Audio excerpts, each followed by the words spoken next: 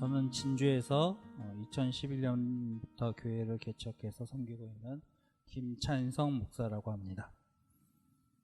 저는 개인적으로 2011년도에 교회를 개척하면서 이 세금 문제에 대해서 조금 고민을 했습니다.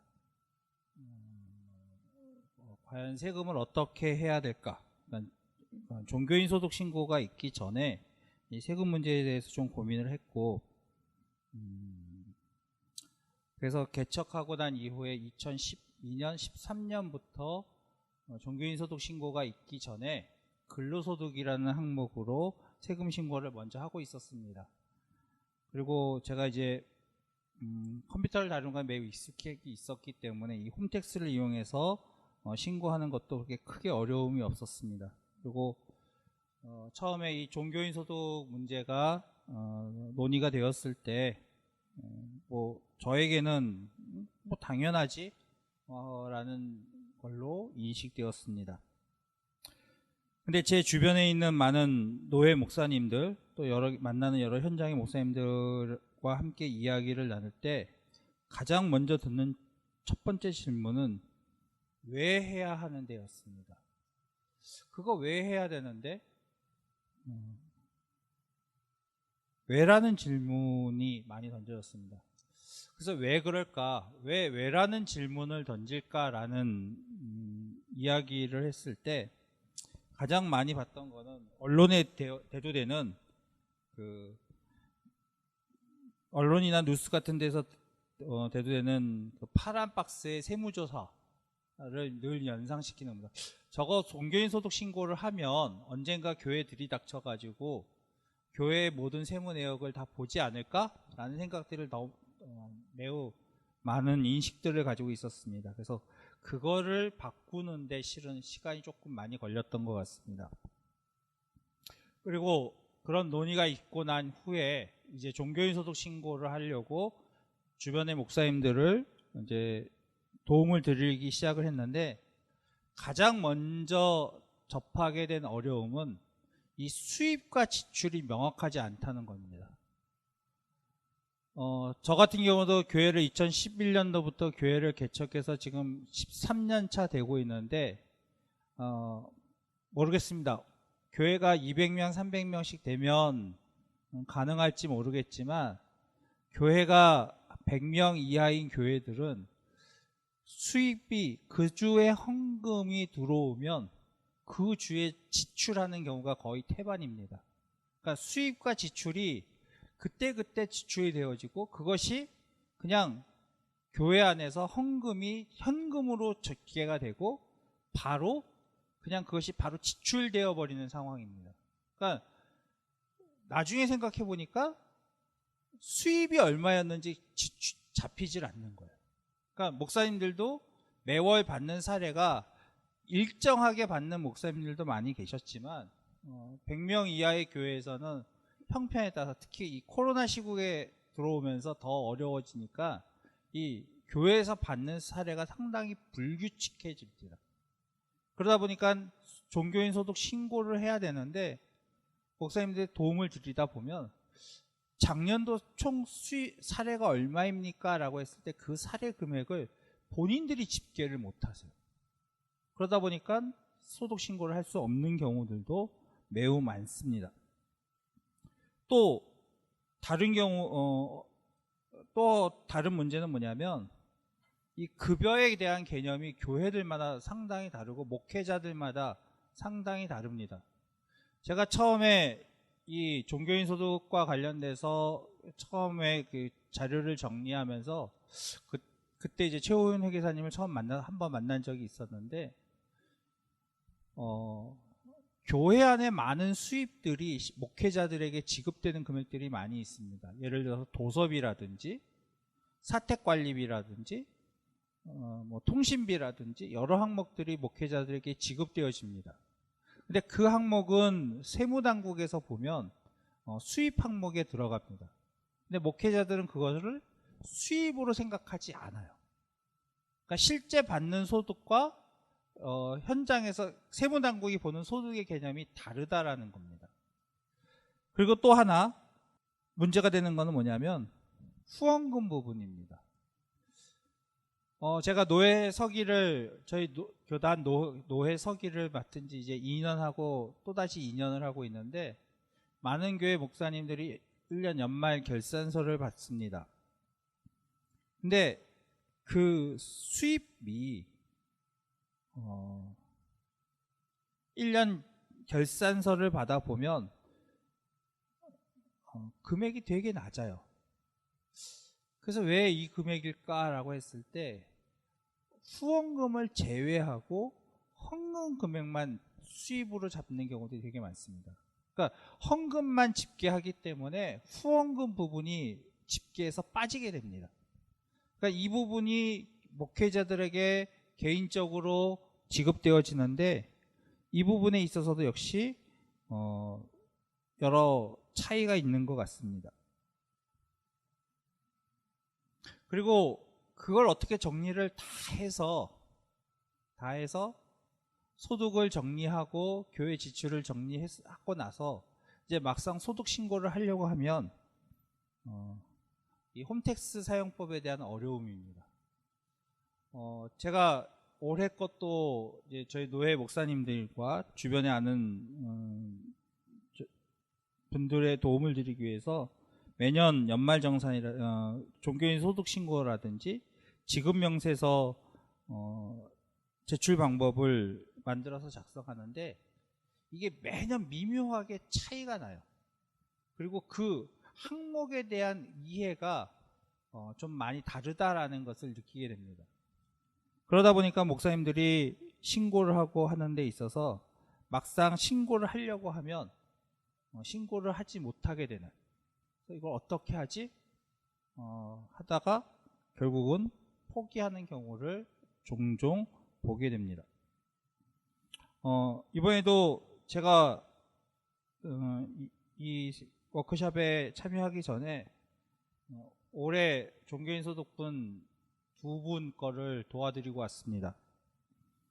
근데 올해도 보니까 역시 또 다른 항목들이 생겨나더라고요. 예전에는 합산이라고 되어 있었는데 올해 보니까 모둠이라는 또 다른 용어로 연금 받으시는 목사님들은 그 항목이 다른 표현으로 되어 있더라고요. 그래서 매년 달라지는 세금의 방식, 그런 방식들을 하다 보니까 매년 어려움들을 겪습니다. 어쨌든 제 주변에 많은 목사님들과 함께 이야기를 나누고 하다 보니까 나오는 큰 어려움들은 뭐냐면 여전히 교회 안에서 이 원칙적인 면이 정리가 안 돼 있고 또 이 홈택스라는 것을 사용하는 데 있어서도 많은 어려움을 겪는다라는 겁니다. 거기에 반해서 이것을 통해서 얻는 혜택이 무엇이냐라고 했을 때 당장은 체감하기 힘들다라는 겁니다. 물론 저는 수입이 있는 곳에 세금이 있다는 것에 동의합니다. 여기에는 예외가 없다고 생각되어집니다. 물론 성도들이 세금을 내고 난 금액에 헌금을 하긴 하기 때문에 여기에 다시 세금을 낼 필요가 있냐라고 말씀하시는 목사님들도 계십니다. 그게 이중과세다라고 이야기하는데 뭐 그렇게 이야기하면 여러 가지 이중과세가 되는 부분들이 있을 겁니다. 요즘 청년들도 아르바이트를 하면서 세금을 냅니다. 그런데 목회자가 세금을 안 내는 것은 적절치 않다고 생각되어집니다. 그렇지만 이렇게 해서 세금을 냈을 경우에 의외로 받는 혜택이 크다는 겁니다. 제가 진주에서 교회를 개척하고 전혀 연고 없는 지역에서 교회를 개척하고 10년이 지나는 시간을 버틸 수 있었던 건 아마도 어쩌면은 이 세금을 잘 내서, 세금은 매년 0원입니다. 왜냐하면 워낙 그 사례가 적기 때문에 0원인데 상대적으로 받는 혜택이 많습니다. 정부에서 지원하는 것, 금액. 아주 간단한 예를 들면 저희 집 가스요금이 지난달에 6,000원 나왔더라고요. 그래서 왜 6,000원 나왔는가 봤더니 가스 요금이 많이 올랐다고 원금액은 다 감면해주고 부가가치세만 청구되었더라고요. 그것도 그렇게 받을 수 있었던 것도 그동안 오랫동안 세금 신고를 함을 통하여서 그 데이터가 누적되어 있어서 그렇지 않은가 생각되어집니다. 그러나 여전히 개선해야 할 부분들은 많이 있는 것 같습니다. 가장 중요한 거는 교회 재정에 대한 정비입니다. 제가 섬기고 있는 교회 노회에서 목사님들과 여러 가지들을 이야기합니다. 교회가 건강하기 위해서 필요한 게 뭘까? 물론 교회가 건강하기 위해서 후원을 하는 것도 중요하지만 또 다른 측면은 교회 안의 재정이 올바로 사용되지게끔 잘 정비된 개정 항목을 만드는 작업이 좀 필요하다라는 공감대가 형성되고 있습니다.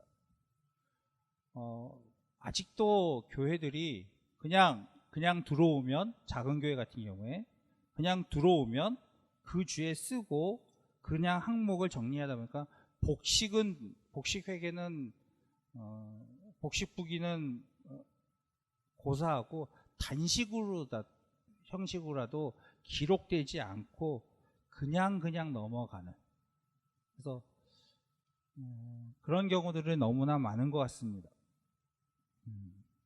그런 재정에 대해서 지도가 있지 않으면 세금은 이 목회자 종교인 소득의 부분들이 정리가 되지 않는 것 같습니다.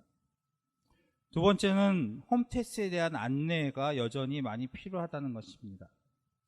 물론 이전보다는 홈택스가 많이 편해졌습니다. 그리고 예전에는 하다가 좀 안 돼서 홈택스 상담자 번호인 126번에다 전화해서 물어보면 상담사들도 다 틀리게 대답하는 경우들이 다반사였습니다.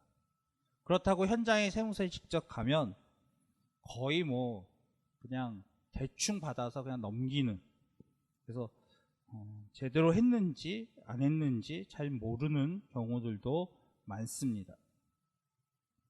또 여전히 교회들마다 가장 힘들게 하는 부분은 이 세금 신고와 연결돼서 나타나는 문제는 이 국민연금하고 건강보험 문제인 것 같습니다. 제가 저희 노회 목사님들하고 이야기를 하다 보니까 국민연금의 문제를 이야기하는 경우들이 많습니다. 보통 근로소득으로 신고하게 되면 교회에서 50%, 교회에서 50%, 개인이 50% 내게끔 되어 있습니다. 근데 지금 종교인 소득은 국민연금도 그렇고 건강보험도 그렇고 이 보험 관련된 부분은 개인에게 전적으로 미루어져 있습니다. 그러다 보니까 소득 신고를 했기 때문에 재작년인가 다들 그 소득 점수가 올라가지고 건강보험료가 다 한 번에 다 뛰는 현상들이 발생했습니다. 그래서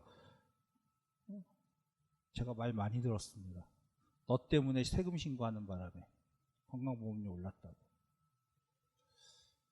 근데 이거를 교회가 50% 내게 하고 개인이 50% 내게 하는 직장가입자로 전환하기에는 세무당국이 받아주질 않습니다.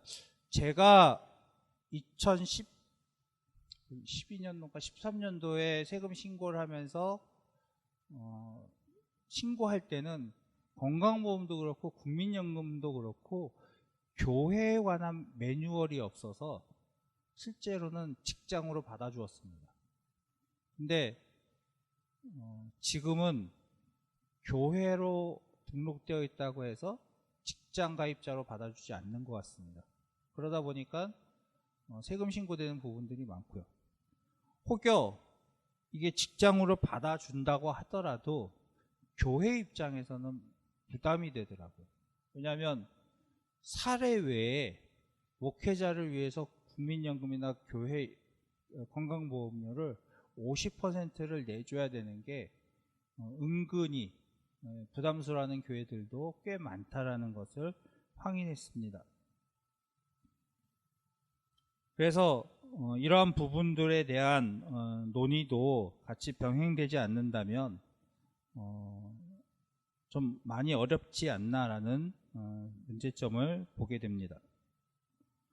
또 이 세금 신고를 하는 데 있어서 매년 조금씩 달라지는데 이게 어느 시점에서부터 달라졌는지 모르겠지만 매년 2월 달에 지급 명세서를 제출하게 되어 있습니다. 교회가 이거는 제출해야 되는 겁니다.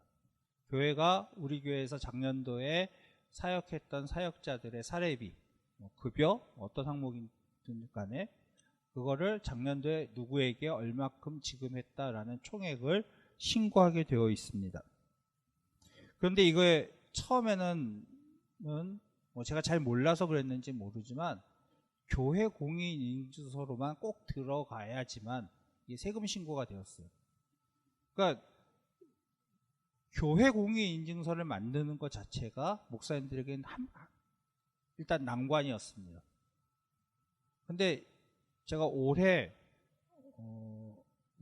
저도 이거 우연하게 알게 됐는데 교회 대표자 간편 인증으로 들어가니까 또는 교회 대표자 로그인으로 하니까 신고가 또 되더라고요.